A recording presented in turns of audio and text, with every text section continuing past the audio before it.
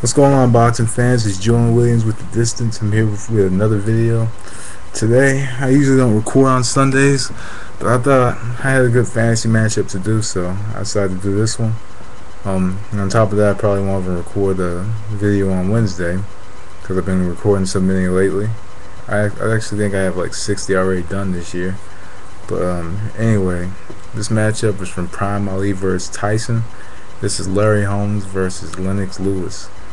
Two people at the heavyweight division that I do think, two former heavyweight champs that I do think are somewhat underrated.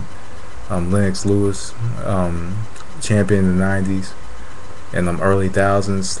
Larry Holmes, champion in the late 70s, early to mid 80s. Held the title for about 7 years.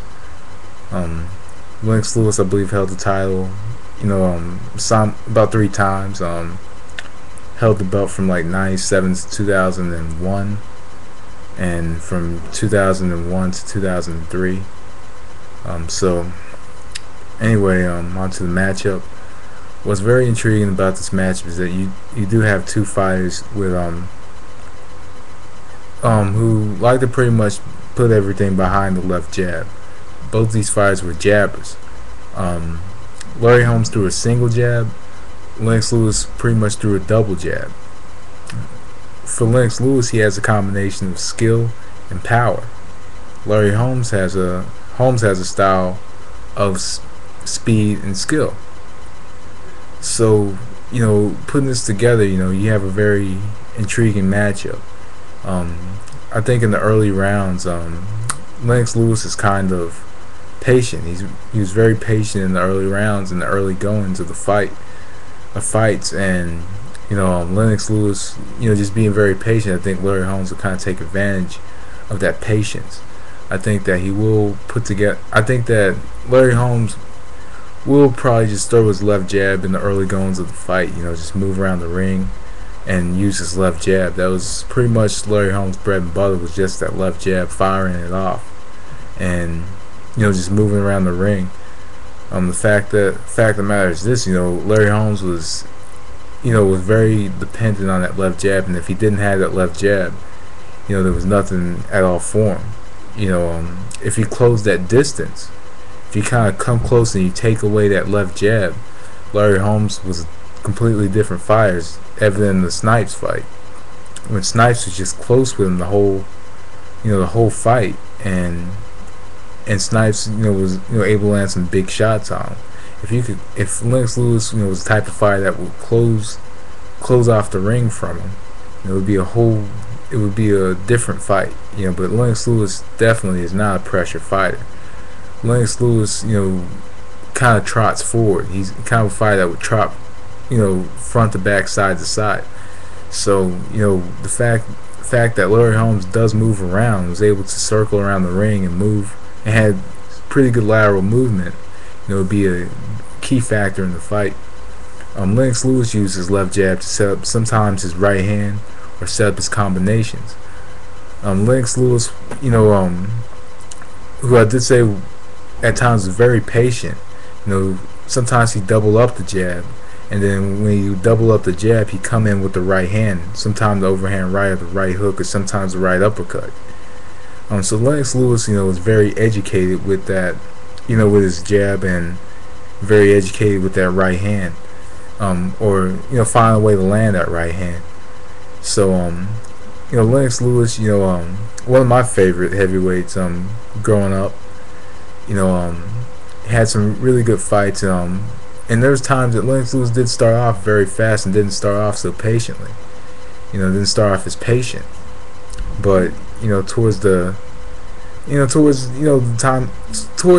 time with Emmanuel Stewart, he just became more of a, he did become a different fighter than he was earlier in his career, of course. So but he did kind of start very patiently and wait for an opportunity to open up.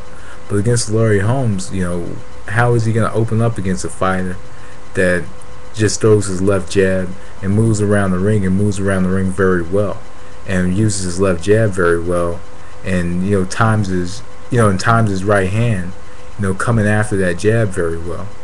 Lennox Lewis, will double the jab, but his timing was I'm not saying he had bad timing, but his timing just wasn't as good as Holmes with his right hand. Holmes was the type of fighter that would jab for a while. He would jab for a while, and then throw the right hand.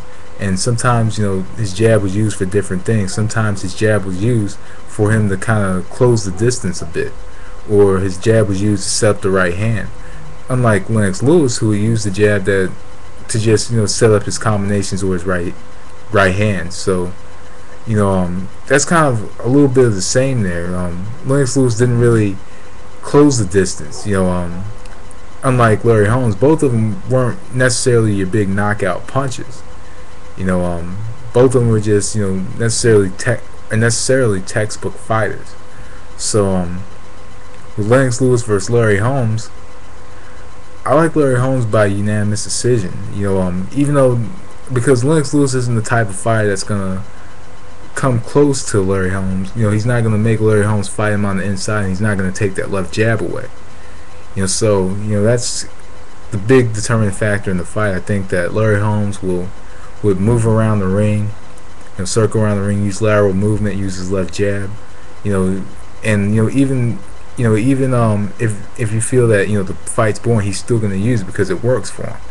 As long as his left jab works, he's gonna throw it. And Lennox Lewis isn't gonna come forward, as in he's not gonna come forward and fight him on the inside.